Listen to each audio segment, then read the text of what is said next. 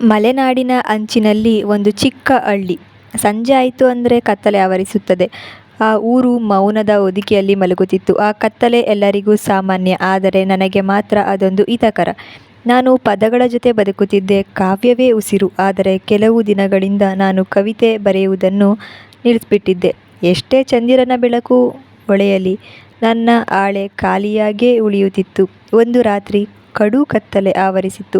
ಆಕಾಶದಲ್ಲಿ ಚಂದಿರ ಪೂರ್ಣವಾಗಿದ್ದರೂ ಮೋಡಗಳು ಅದನ್ನು ಮರೆಮಾಡಿದವು. ಆಗ ಅವಳು ಬಂದಳು. ಹಳ್ಳಿ ದಾರಿಯಲ್ಲಿ ನಿಧಾನವಾಗಿ ನಡೆಯುತ್ತಾ ಅವಳು ಕಣ್ಣು ಎತ್ತಿ ನೋಡಿದ ಕ್ಷಣ ನನಗೆ ಸಮಯವೇ ನಿಂತಂತೆ ಆಯಿತು. ಆ ಕಣ್ಣುಗಳಲ್ಲಿ ಬೆಳದಿಂಗಳು ಮಿಂಚುತ್ತಿದ್ದವು. ಚಂದಿರನು ಇದ್ದರೂ ಅವಳ ಕಣ್ಣಿನ ಹೊಳಪಿನ ಮುಂದೆ ಅದು ಮಸುಕಾಯಿತು. ಅವಳ ಮೃದುವಾದ ನಗು, ಮಾತು ಕಡಿಮೆ, ಆದರೆ ಮನಸ್ಸಿನಲ್ಲಿ ಹತ್ತಿರವಾಗುವ ಶಾಂತಿ. ಹಳ್ಳಿಯಲ್ಲಿ ಯಾರಿಗೂ ಹೊಸದಾಗಿ ಪರಿಚಯವಿರಲಿಲ್ಲ, ಆದರೆ ನನ್ನ ಹೃದಯಕ್ಕೆ ಅವಳು ಅಪರಿಚಿತಳಲ್ಲ ಅನಿಸಿತು. ಆ ರಾತ್ರಿ ಮೊದಲ ಬಾರಿಗೆ ನನಗೆ ಕತ್ತಲೆ ಇಷ್ಟವಾಯಿತು.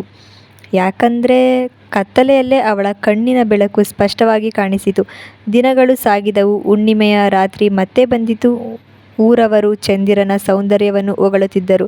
ನಾನು ಮಾತ್ರ ಅವಳ ಕಡೆ ನೋಡುತ್ತಿದ್ದೆ. ಚಂದಿರನು ಕೊಂಚ ಅಹಿತ ಎಂದು ನನ್ನ ಮನಸ್ಸು ಹೇಳಿತು. ಅವಳು ಇದ್ದಾಗ ಚಂದಿರವೂ ಸಾಮಾನ್ಯ.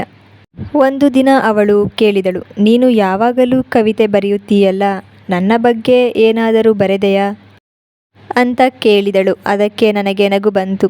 ಹಾಗೇ ಹಾಳೆ ತೋರಿಸಿದೆ. ಅಲ್ಲಿ ಒಂದು ಸಾಲು ಮಾತ್ರ ಇತ್ತು. ಬರದರೇನು ಬರೆಯಲೇನು ನೀ ಅಪರೂಪದ ಕಿನ್ನರಿ ಅಂತ ಇತ್ತು. ಅವಳು ಅದನ್ನು ಮೌನವಾಗಿ ಓದಿದಳು.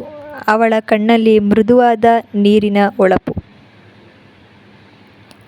ನನ್ನನ್ನು ಕಿನ್ನರಿ ಅಂತ ಯಾಕೆ ಕರಿತೀಯ ಎಂದು ಕೇಳಿದಳು. ಯಾಕೆಂದರೆ ನೀನು ಸಾಮಾನ್ಯಳಲ್ಲ.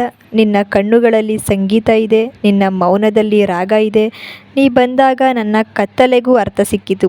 ಆ ರಾತ್ರಿ ಚಂದಿರ ಹೊಳೆಯುತ್ತಲೇ ಇತ್ತು, ಆದರೆ ನನಗಾಗಿ ಬೆಳಕು ಬೇರೆ, ಅದು ಅವಳ ಕಣ್ಣಿನಲ್ಲಿ. ಆ ಕಡು ಕತ್ತಲೆಯೇ ಈಗ ನನಗೆ ಹಿತಕರ. ಯಾಕೆಂದರೆ ಆ ಕತ್ತಲೆಯಲ್ಲೇ ನಾನು ನನ್ನ ಕಿನ್ನರಿಯನ್ನು ಕಂಡಿದ್ದು.